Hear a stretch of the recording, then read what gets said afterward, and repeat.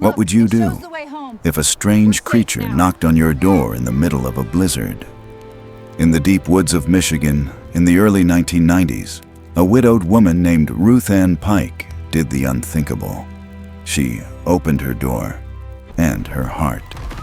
What she found wasn't human, nor beast, just a trembling little being, trying to survive. But the strangest part wasn't what it was.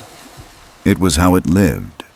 It learned to knock twice on the wooden table to say hello, and to place a hand over its chest in thanks. And when a group of children went missing in the forest, it was this so-called monster that guided them home, silently, selflessly. This is not just a story, it's a reminder. Sometimes the most broken hearts are the ones that still remember how to love. And sometimes the ones we fear are the ones who save us.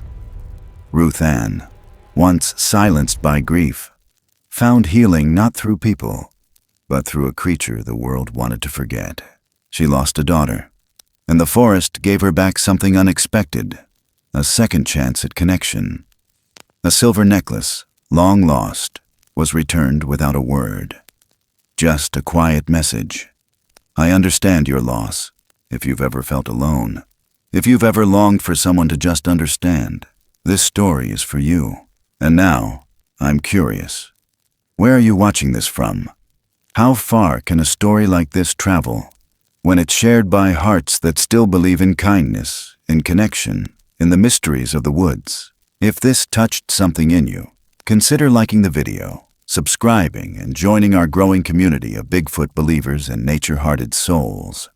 We're not just building a channel. We're building a sanctuary for stories that matter, from our forest to yours. Thank you for listening. The wind had teeth that night. It bit at the corners of Ruthanne Pike's eyes as she bolted the last of the storm shutters and pulled her threadbare coat tighter around her shoulders. Lake Superior wasn't just cold in December. It knew how to reach inside your bones and whisper things you'd rather forget. The diner had closed early. Not that many folks were driving out this far north anymore. Not since the snow started falling thick like ash from some old forgotten fire. The lights of Murray Bay were a blur behind the curtain of ice mist. Ruthanne didn't mind. Loneliness had long since become a kind of steady companion. Not kind, not cruel, just there. Inside, the hum of the old oil heater matched the tick of the kitchen clock. She poured herself a cup of coffee gone lukewarm, leaned her elbow on the counter, and stared out at the white hush that wrapped around the world. The silence wasn't empty. It was heavy, full of things unsaid. A room still holding the echo of a child's laughter. A chair no one had sat in for years, covered now with a folded quilt and dust too fine to brush away. She lit the porch lantern, more out of habit than need, and opened the front door to check on the steps. The snow had piled high, nearly to her knees. She knocked once on the wooden door frame as she always did, more of a memory than a ritual. Then, on impulse, maybe loneliness, she knocked again. 3 times this time. Slow, just to hear something. She wasn't expecting an answer, but from the forest behind the house, just beyond the old tree line, came 3 soft knocks in return. Not the wind, not a branch snapping, clear, deliberate. Then a low, near-human sound, like something breathing through pain. Her body tensed, not with fear, but something stranger. A need to know, a need to help. She didn't stop to think, just grabbed the lantern, her boots, and an old wool blanket from the hook. The snow swallowed her footsteps as she crossed into the trees, light bobbing against bark and shadow. The pines groaned beneath the weight of winter, but the sound had come from deeper in. Something had answered her. Halfway down the deer path, she saw it. A faint trail of dragged snow, like something crawling or being pulled. She followed it. The forest didn't feel threatening, just expectant, like it was holding its breath. Then she saw it. Underneath a fallen pine, caught in a rusted loop of wire, lay something she didn't have a name for. It wasn't a child, wasn't a dog, wasn't a bear, but small, thin, covered in sparse dark fur that looked too patchy for warmth. Its limbs long, but curled inward like it had been hiding for days. And its eyes met hers with a stillness that felt old, like looking into the heart of the woods themselves. Not wild, not pleading, just present. A quiet knowing. She dropped to her knees in the snow. The wire had cut deep into the leg, but not enough to maim. Her fingers worked fast, numb with cold and disbelief. The trap clattered open. The creature didn't run. She wrapped it in the blanket. Her coat followed. Still, it didn't move. "You're freezing," she whispered, not knowing why. Maybe to it, maybe to herself. She could feel the thing's bones beneath the fur, its skin hot with fever. She carried it, back through the trees, through the storm, lantern swinging like a heartbeat. By the time she made it home, her fingers were cracked, blood in the creases. She laid it gently on the ragged sofa, pulled the curtain, stoked the stove. No words, just the shuffle of care. Hot water, a clean towel, her old flannel pajamas. Her daughters, really. She didn't think about that too long. It didn't try to speak, didn't try to leave. Just lay there, chest rising, slow and shallow. It let her wipe the mud from its face, rub ointment on the bruises, wrap its leg with the last of her good gauze. Its eyes never left hers. She slept beside the stove that night, not trusting the fever, not trusting the silence outside. The wind moaned around the eaves, but she wasn't cold. By morning, the sofa was empty. No blood, no footprints. Just a single mark on the snow-dusted porch. A stone, perfectly smooth, oval-shaped, placed with care on the top step like a gift, like a thank you. She bent down, picked it up, and held it for a long time. The stone was warm. That afternoon, Deputy Colton Reeves came by. Not with sirens or alarms. Just a glance at the tire tracks, a rustle of something in the trees. He didn't ask questions, just noticed the trembling in her hands as she poured the coffee, the split knuckles, the cracked lips. He didn't press. "You keep him warm out here, Ruthie?" She nodded, eyes fixed on the stone now on the windowsill. That night, as the snow came again, she heard it. 2 knocks from the woods, steady, measured, low. She stepped onto the porch, pulled her shawl close, and didn't say a word. It knocked again, once, then silence. After that night, it became a rhythm. Whenever the snow returned, so did the knocks. Always 2, always patient. She never chased it, never named it. But she began leaving out food. Scraps at first, then a bowl of water, then old blankets from the attic. One night, a small pile of pine cones appeared, arranged in a perfect ring near the chicken coop. Another night, a sprig of cedar tied with birch bark was left by her boots. Each gift answered in kind: salt, dry bread, dried cranberries. A silent conversation between 2 souls who had no need for speech. It was never more than that, but it was enough. Sometimes, when the fire burned low and the wind curled under the cracks in the wall, Ruthanne would reach for the stone and hold it in her palm, warming it again with the heat of her skin. And outside, just past the tree line, something watched, not with menace, not with hunger, but with quiet vigilance. The lake froze solid. Ice fishermen came and went. The roads glazed over. Life moved on. But Ruthanne stayed. One evening, she found a trail of small, bare footprints in the snow leading from the woods to her back steps. Beside them, a single pine bough, laid like a letter folded in green. She didn't speak, just brushed snow from the stoop and left the back door unlatched that night. There was no sound, no breath on the glass, but in the morning the firewood had been stacked neatly inside the shed, a hole patched on the chicken wire, her old kettle washed and turned upside down to dry. She never saw it again that winter. Not fully, but she heard it. 2 knocks, then silence. She came to understand that this was a kind of mercy, not loud, not boastful, the kind that arrives without asking, stays without taking, and leaves behind something better than proof. It had come when she needed it most, Not to fill the emptiness, but to remind her she was not, in fact, alone. And that, perhaps, was enough. The snow didn't stop. Neither did the knocks. And somewhere beyond the porch light's reach, the woods waited. Not with judgment, but with something gentler. Something almost like hope. She set the stone back on the step that night, not as an offering, but as an answer, and far off, in the hush of pine and shadow. 2 knocks, then nothing. But not the kind of nothing that ends a story. The kind that promises it's just beginning. By March, the worst of the winter had passed, but the cold still clung to the mornings like a habit that didn't want to break. The lake had begun to crack along its edges, its great white armor retreating in thin veins of meltwater.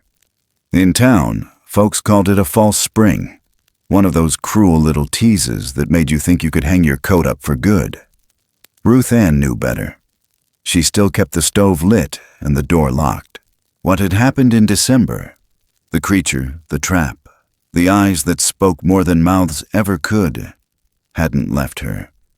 It lingered in the corners of the house, in the way she left out bits of food on the step without thinking, in how she'd pause and listen for 2 soft knocks whenever the wind brushed past the porch rail. She hadn't seen it again. Not directly, but the silence between them had taken on a new weight. Not emptiness, just a pause in a conversation that hadn't ended. One Saturday morning, as she was repairing a section of the chicken wire by the coop, she noticed it. Small footprints, bare. Not human, but almost. 4 toes, wide-arched, pressed deep in the damp thaw. They circled the yard, came near the firewood stack, stopped by the coop, then vanished into the woods like breath in a mirror. That same week, a strange thing began to happen. She'd return from town and find kindling stacked neatly beside the shed. Small limbs broken clean, sorted by size. One day, 3 pine cones placed in a perfect triangle beside the porch mat. Another, a strip of birch bark wrapped carefully around a bundle of dry twigs. No one saw it happen. No one else would have understood. But she did. She started leaving little offerings in return, not out of obligation, out of respect. An apple slice, a scrap of cloth, a piece of sugar candy wrapped in wax paper. The exchanges were never direct, just gestures, but they were being noticed. One morning she caught sight of it again, just a glimpse, low to the ground, quiet, watching her from the edge of the trees. It didn't move. Neither did she. A minute passed, maybe more. Then it stood, slow, cautious, and began to gather fallen branches, one at a time. It carried them close to the house, near the tool shed, and laid them down carefully. Not dropped, not tossed, placed. She didn't speak, just stood there with her hands in her coat pockets, heart rattling. When it was done, it turned. It paused. Then it disappeared again into the woods. That night she whispered to herself before bed, "Little brother." The name felt right, not because it made sense, because it didn't need to. Out past the firelight, she heard 2 knocks. Then the sound of branches shifting, like someone settling in close enough to listen but not to be seen. In town, life moved as it always had. Trucks rattled past the diner. Kids kicked mud off their boots before school. But the woods were stirring, and Ruthanne wasn't the only one who noticed. Buck Halford had started pacing more. Folks said his cattle were skittish, his dogs barking into empty air at night. The man wasn't one for calm. Big frame, bigger voice. Spent his life believing anything you couldn't control wasn't worth keeping around. Word was he'd lost a steer near Miners Creek. Said it vanished without a trace. Blamed wolves, then poachers, then something else he wouldn't name out loud. Owen, his boy, was quieter. Always had been. The kind of kid who didn't speak unless he had something worth saying. He'd taken to wandering the forest with a little notepad, sketching bark patterns, bird trails, and, lately, strange impressions in the dirt he never showed to anyone but Ruthanne. He showed her one of the sketches one day while she was stacking flour in the diner pantry. "Don't tell him I saw it," he said. barely above a whisper.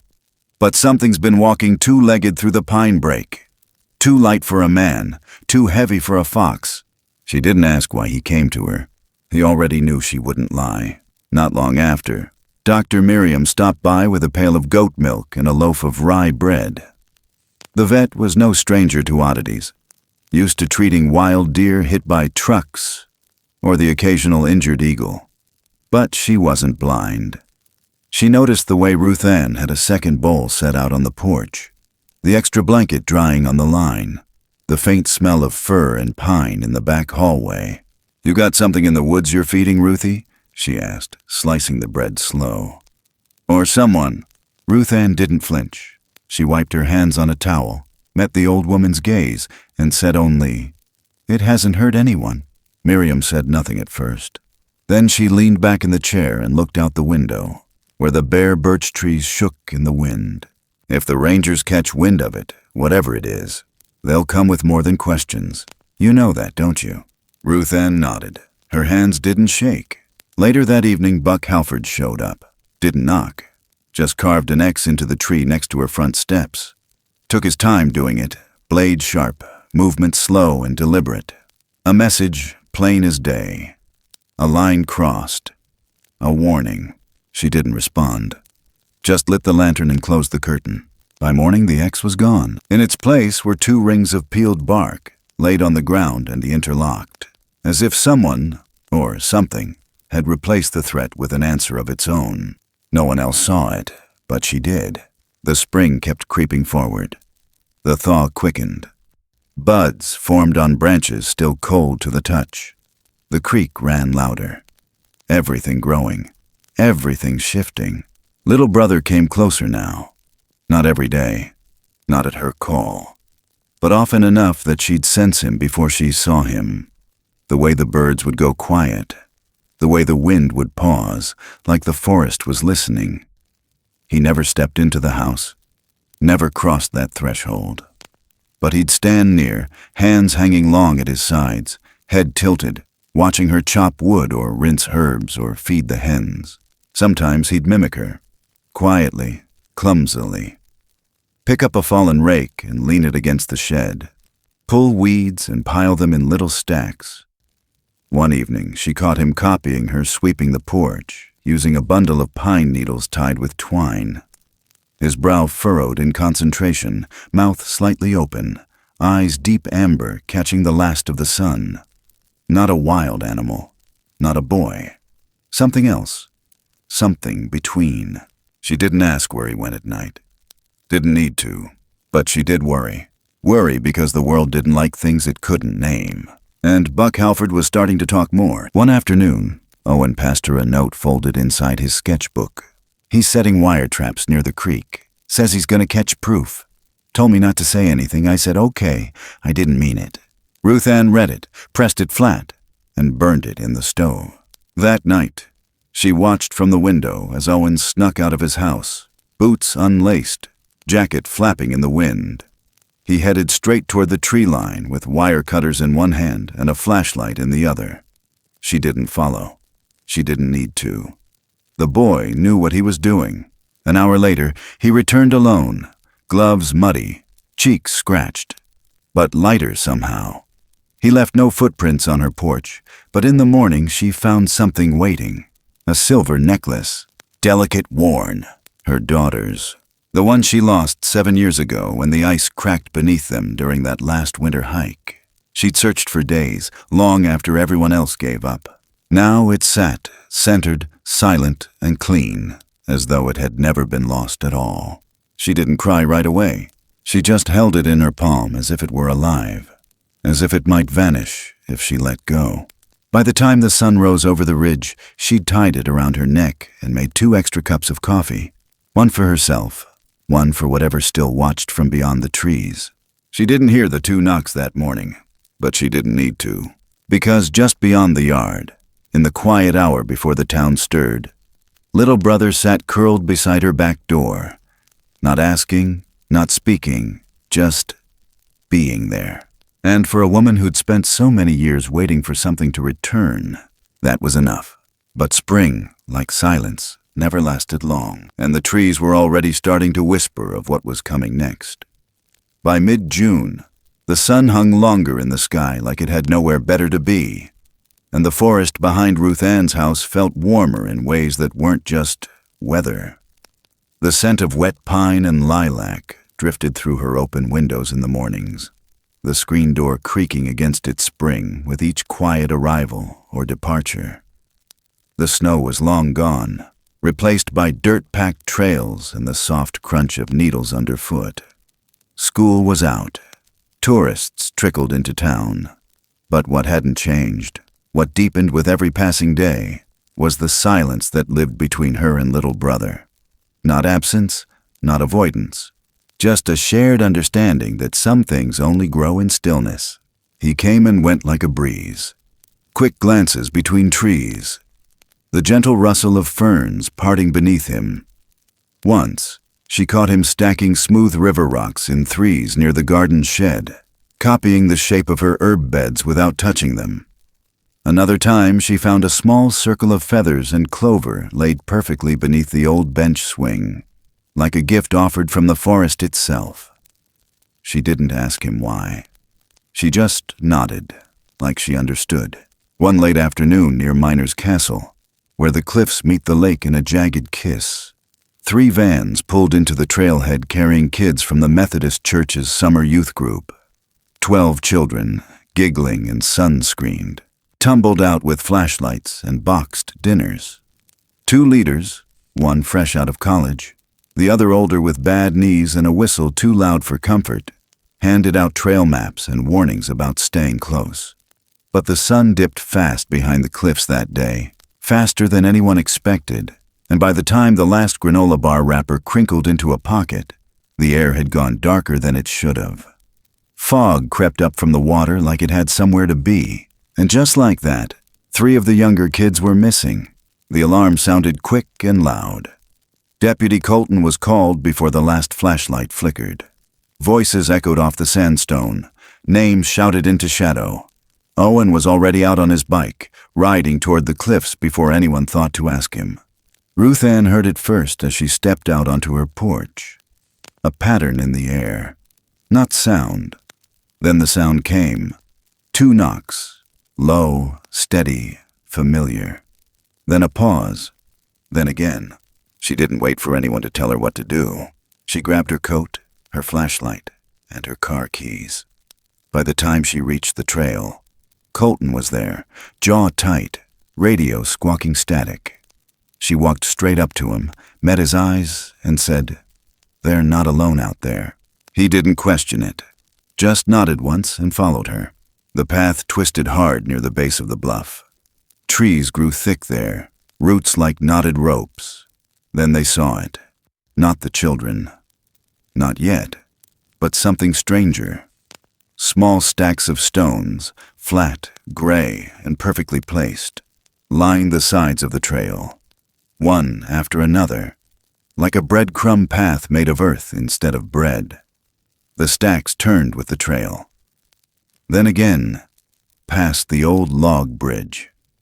And finally, beneath the moonlight bleeding through the trees, they found them. 3 children, hands clasped, sitting calmly at the edge of the trail where it met the lake. No scratches, no tears, just wide eyes and dirt-smudged knees. And just beyond them, farther up the incline, 2 shapes. Not towering, not threatening, just there, watching. Their faces shadowed, limbs long and still. One taller, one smaller, both unmoving. The taller one lifted a hand once, not in warning, in farewell, then melted into the woods. The children couldn't explain how they got back, just said the rocks showed them the way. Ruthanne didn't speak of it.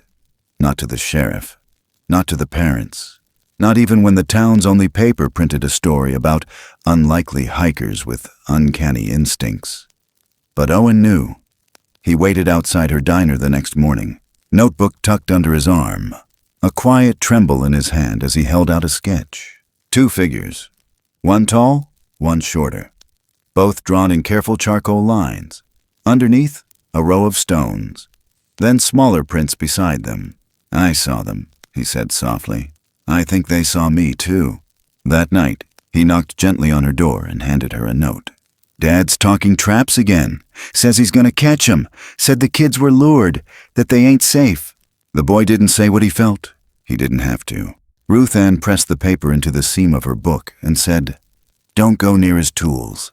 Owen nodded. But later that night, Ruthanne caught a flicker of movement down by the stream. A flashlight beam disappearing into the dark.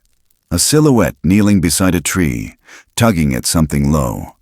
The next morning she found a torn glove caught on the fence line. Owen's size. Fresh mud on the porch rail. And just beyond it, no traps, just empty ground. Buck found the glove too. He didn't say anything that day. But the next morning, Owen had a bruise blooming along his cheekbone, and he wouldn't meet anyone's eyes. At dusk, Ruthanne returned home from the diner and stopped in her tracks. On the top step of her porch, laid out neatly on a folded rag, was something she hadn't seen in years. A silver chain, delicate, tarnished just at the clasp, holding a locket she thought had been lost forever. Her daughter's, the one she dropped 7 winters ago on that hike, the one search parties and flashlights and prayers couldn't find. It had been returned, without a word, without ceremony, like the forest had decided it no longer belonged to the earth. She didn't cry at first. She just sat down on the step and stared at it until the last of the light was gone. Her hand trembled when she finally picked it up. The chain was cold, but the locket was warm. Later that night, after she locked the doors and banked the fire, she opened the curtain and looked out into the dark. Little brother was there. Not on the edge of the woods, not halfway down the path, but close, curled on the porch boards like a shadow made solid, his back against the house, arms folded tight against his chest, legs drawn in. He didn't sleep, just watched the trees, listened, breathed. She opened the door, slowly sat beside him. He didn't flinch, didn't move. She didn't speak, just leaned her shoulder against the frame and let the night settle around them. The wind picked up, the scent of cedar. Far off an owl called. Somewhere deeper in the woods, another answered. She stayed there until the cold touched her bones, then left the door open behind her when she went inside, in case he needed warmth, in case he needed to know she was still here. That night, she didn't dream. But when she woke, the porch was empty. Only a small patch of flattened pine needles remained, and 3 tiny pebbles stacked beside the doorway. The world went quiet again for a while, but she knew it wouldn't last, because kindness always ripples, and so does fear. And somewhere down the road, someone had started listening to the wrong voices. By late September, the woods began to hum differently. Not louder, just deeper. The kind of low, trembling hum you feel in your ribs before the frost comes. Trees along the ridge turned copper first, then rust, then gold, like someone brushing the forest with fire 1 leaf at a time. Even the lake changed. Its deep gray surface took on a glassy stillness, as if it knew something was waiting beneath it. Ruthanne felt it in her hands when she chopped kindling, in the ache that lingered longer behind her knees. The air smelled like apples left too long in the grass, like endings. But the quiet between her and little brother hadn't faded.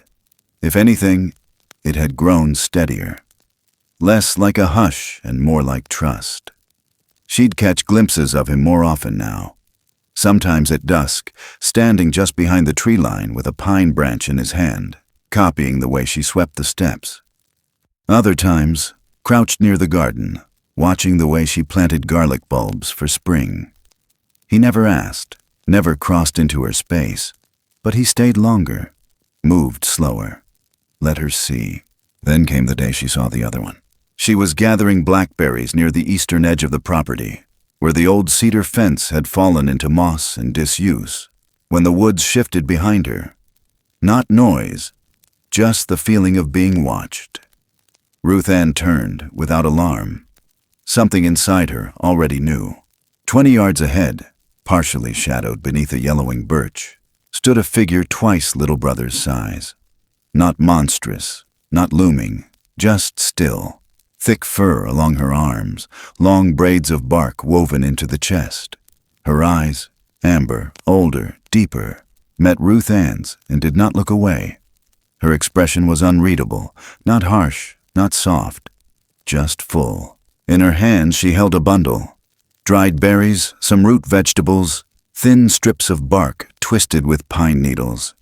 She bent slowly and placed them at the base of a stump, then rose again without sound.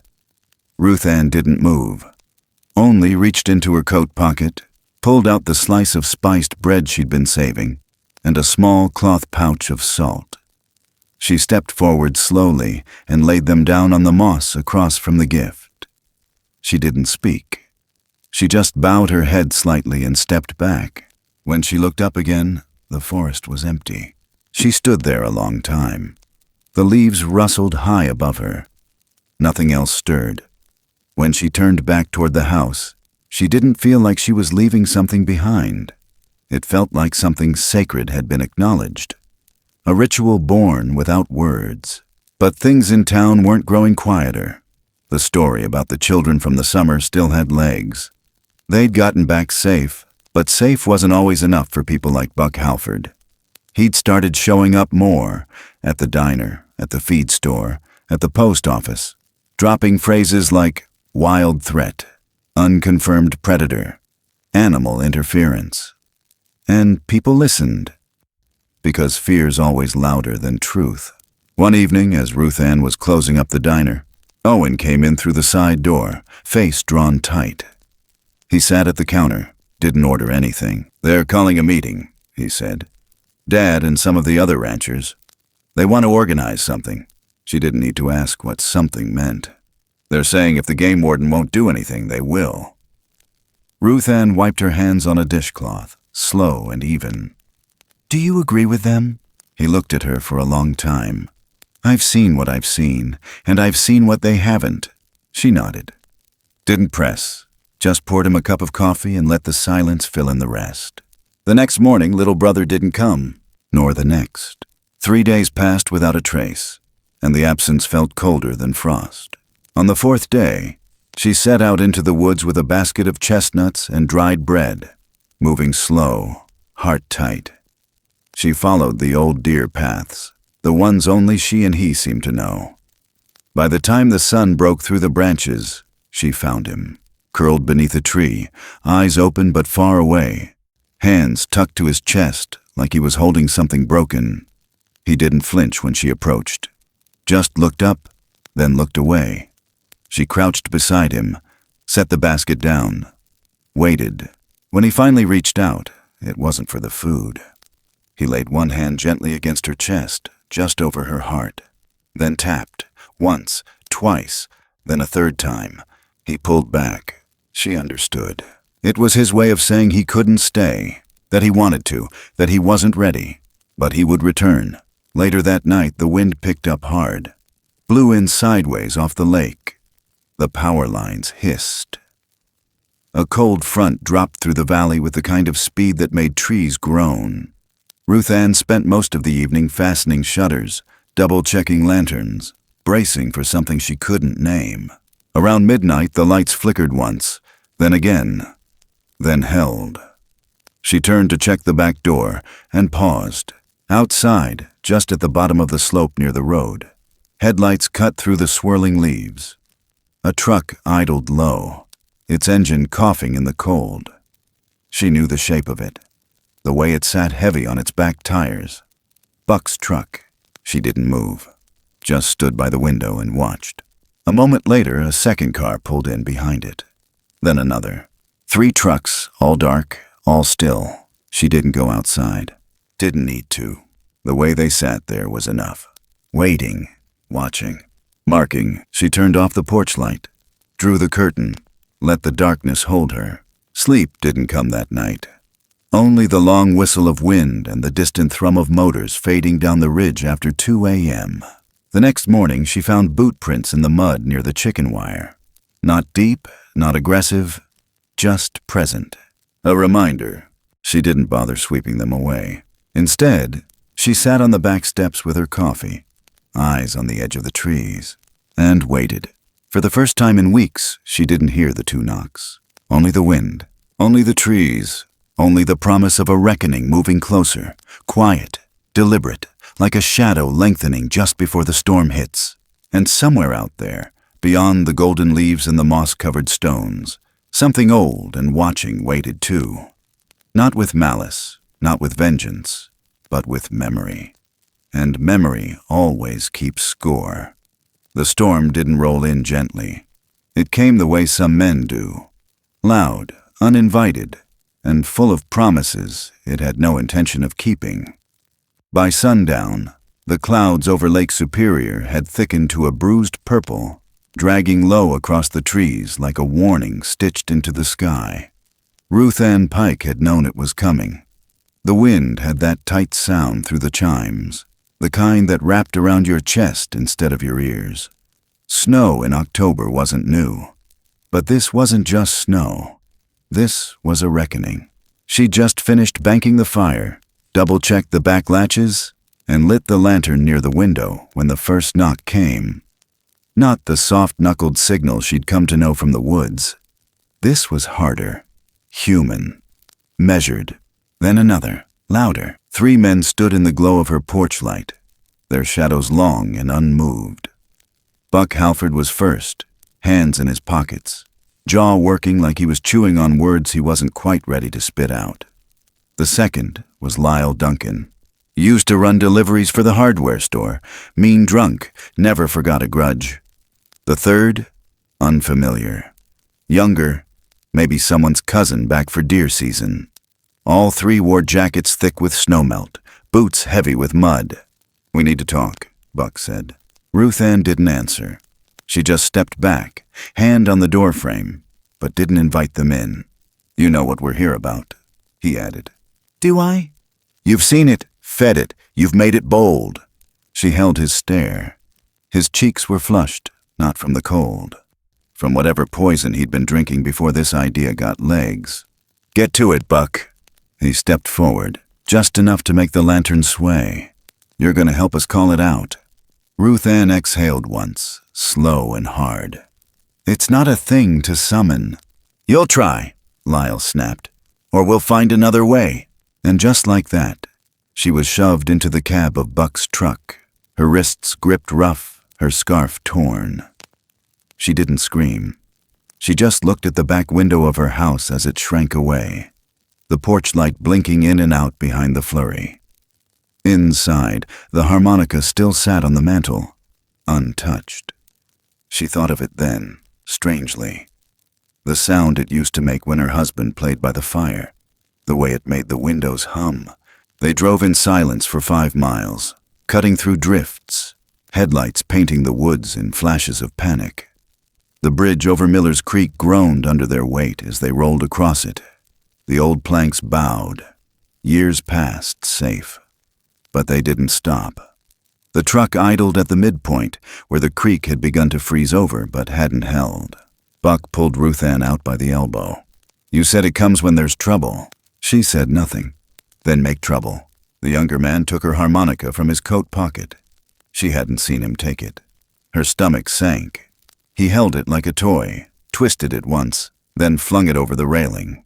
The metal clinked once on the wood, then was swallowed by the dark water. "They like sound, don't they?" Buck said. "That's what you told Colton."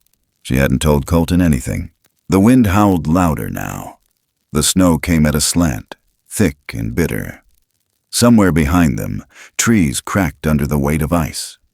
Ruthanne turned her face toward the woods. No tears, no begging, just waiting. Then a shape stepped out from the trees. Not running, not crouched, just walking, upright, calm. Little brother stood at the far end of the bridge, arms loose at his sides, body thin, hair matted with snow. His chest rose slow beneath the coat she'd once wrapped him in. He didn't look at Buck or Lyle.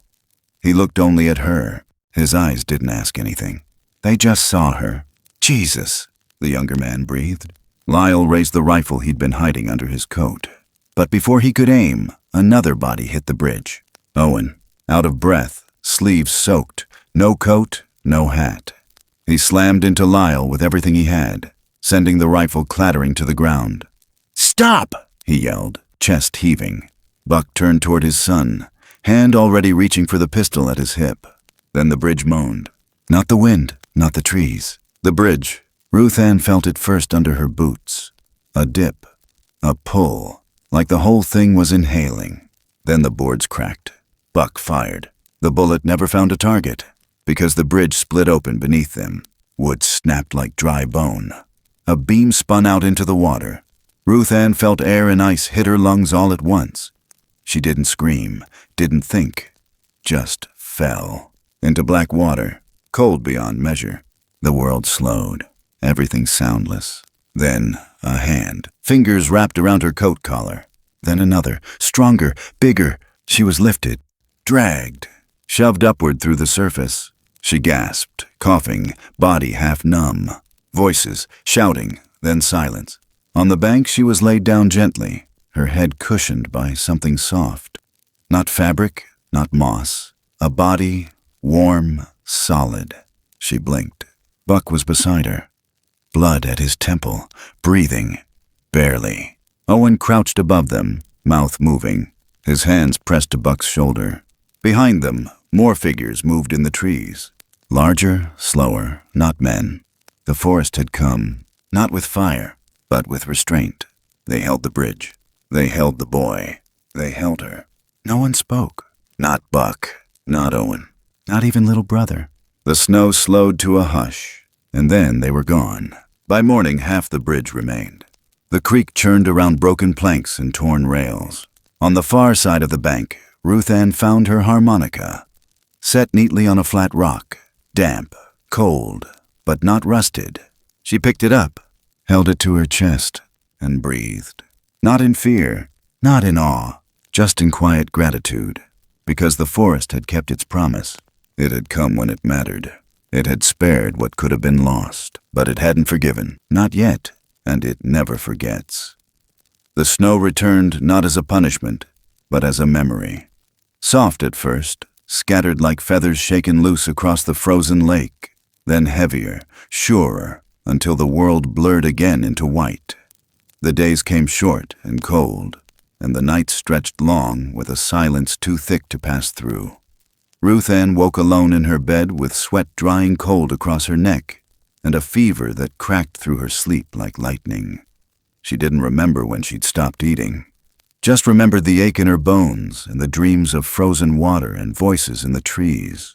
For days, maybe longer, the house drifted between firelight and stillness. Time unraveled.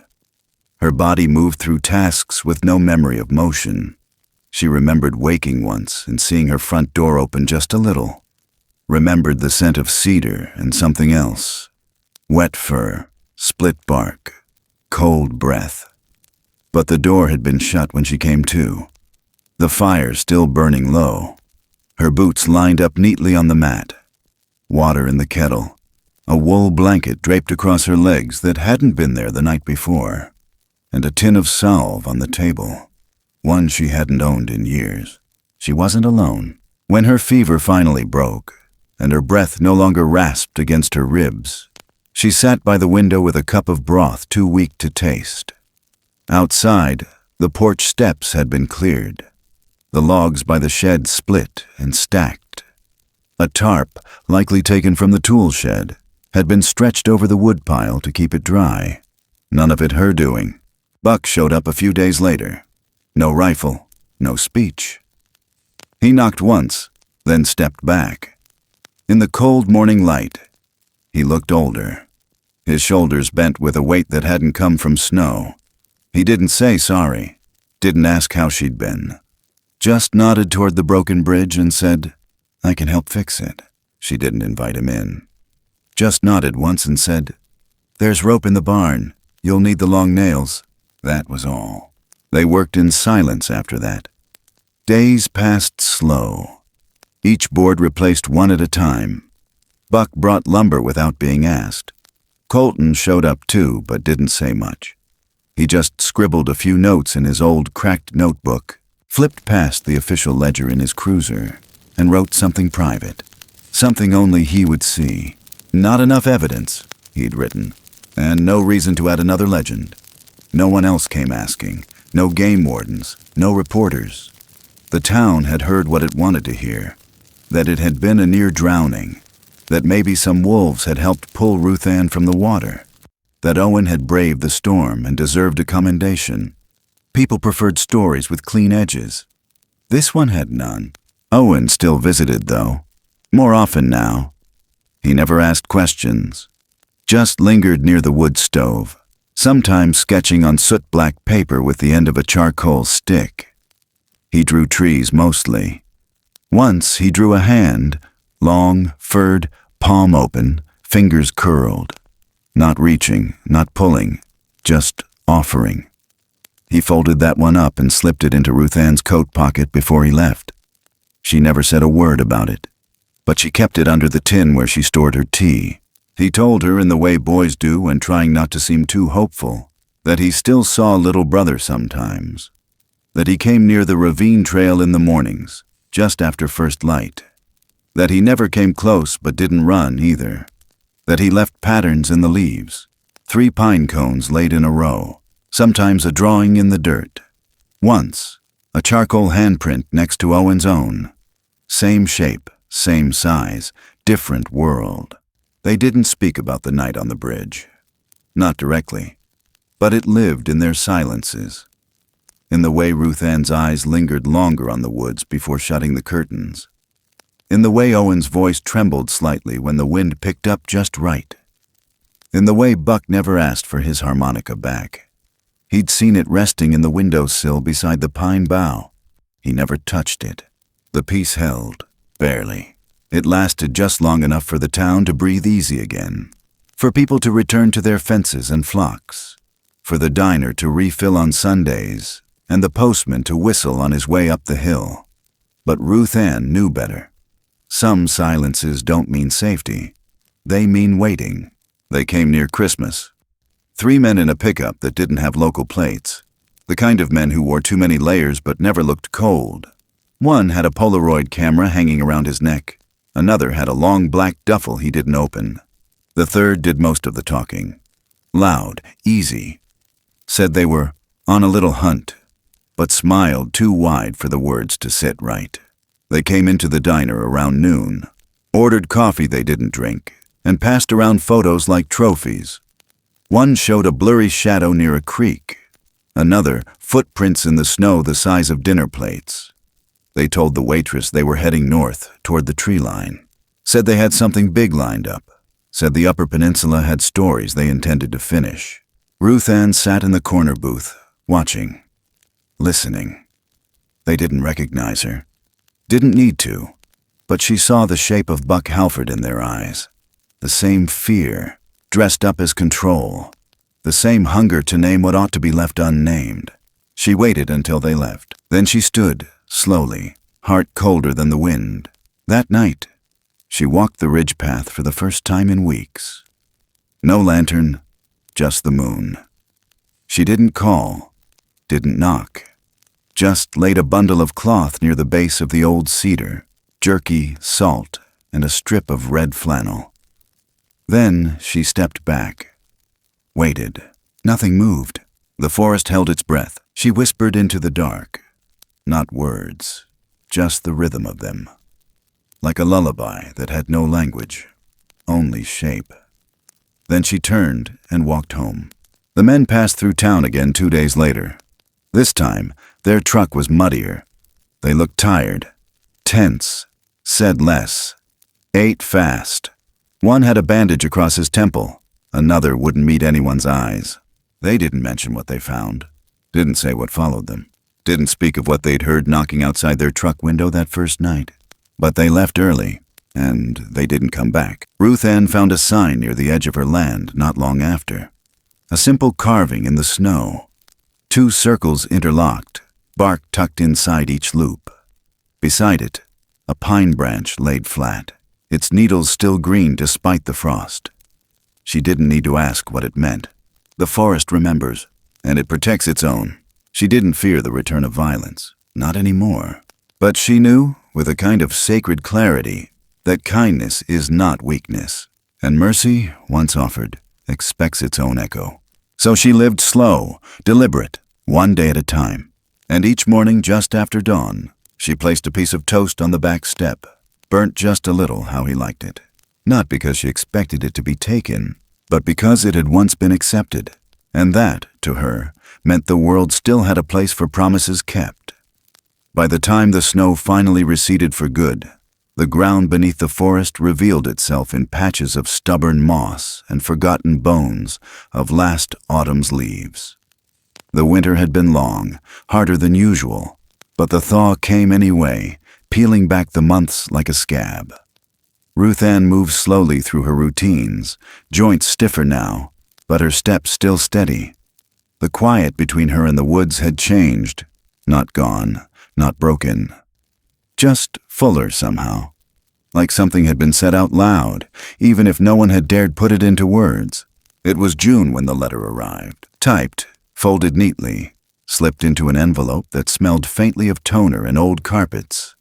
The seal was stamped by the Murray County Administrative Office, but the words inside weren't official. They were polite, almost apologetic. Dear residents, in light of increased public concern regarding unusual animal activity and the safety of rural communities, an open forum will be held at the old high school gymnasium next Thursday at 6 p.m. All citizens are encouraged to attend. It didn't say the word creature. It didn't say Bigfoot. It didn't mention the bridge, or the night it cracked apart like a rib cage and swallowed half a man's rage. But it didn't have to. Everyone already knew what it was about. Ruthanne placed the letter on the counter and stared at it. Her coffee had gone cold. For the rest of that week, the town hummed with a low buzz of questions dressed as gossip. People who'd kept quiet all winter now had stories. The woman from the bait shop said she'd seen something tall behind her garage, something that didn't blink.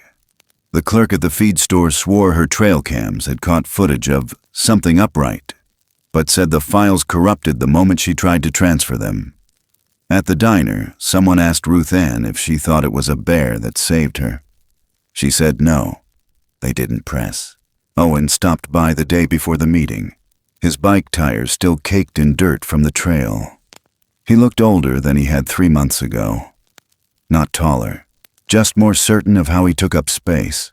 I'm going, he said, standing in the doorway like he was expecting to be told not to. Ruthanne just nodded. Me too.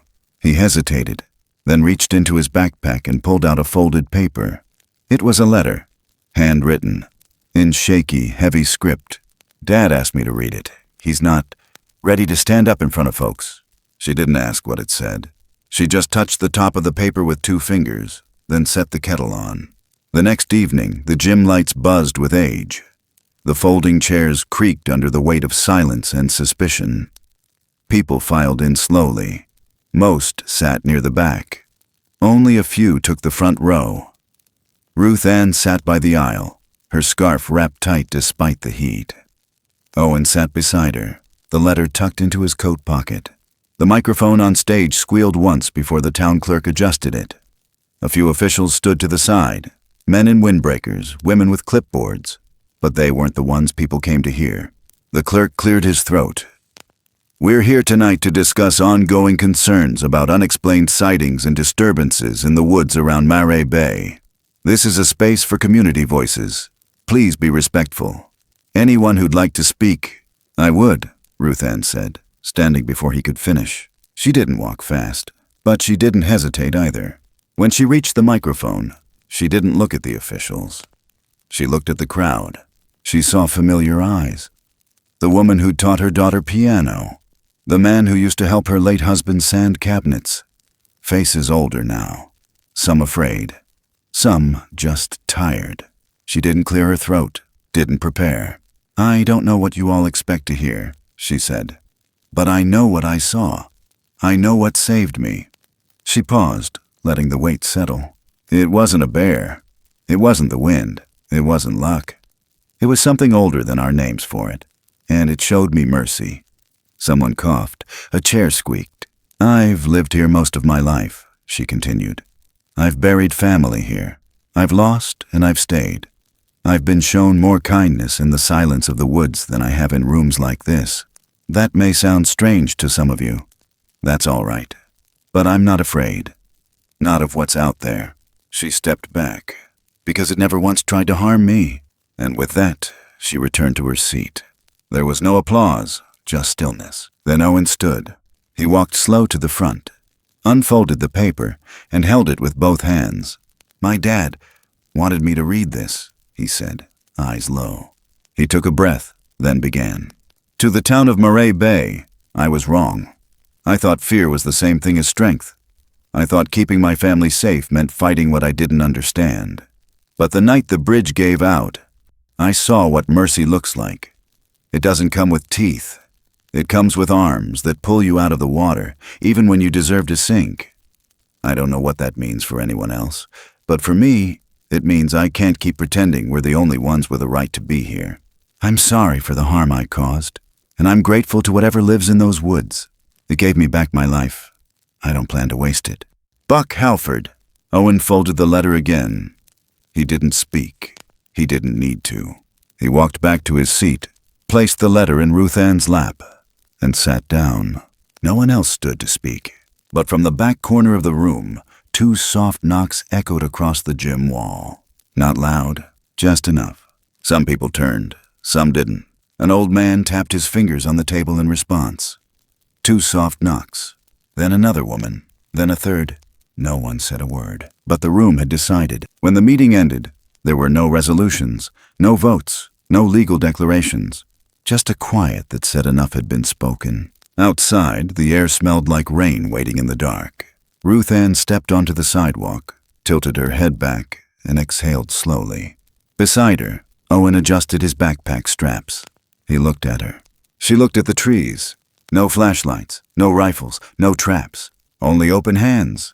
And somewhere deep in the pines, a shape watched from stillness. Not hiding, not fleeing, just waiting, like it had always been. And the town, for once, didn't chase it. 2 years passed without announcement. Not quiet, not loud, just steady, like a stream under ice. Ruthanne aged gently into that rhythm, the way some trees lean just slightly more toward the light as each season turns. Her steps grew slower, her hands a little stiffer, but her eyes stayed sharp, the kind that catch the smallest detail out a window. A shift in fog, a thread of smoke curling wrong, the weight of a shadow that doesn't belong. The diner was still open, though it closed earlier now.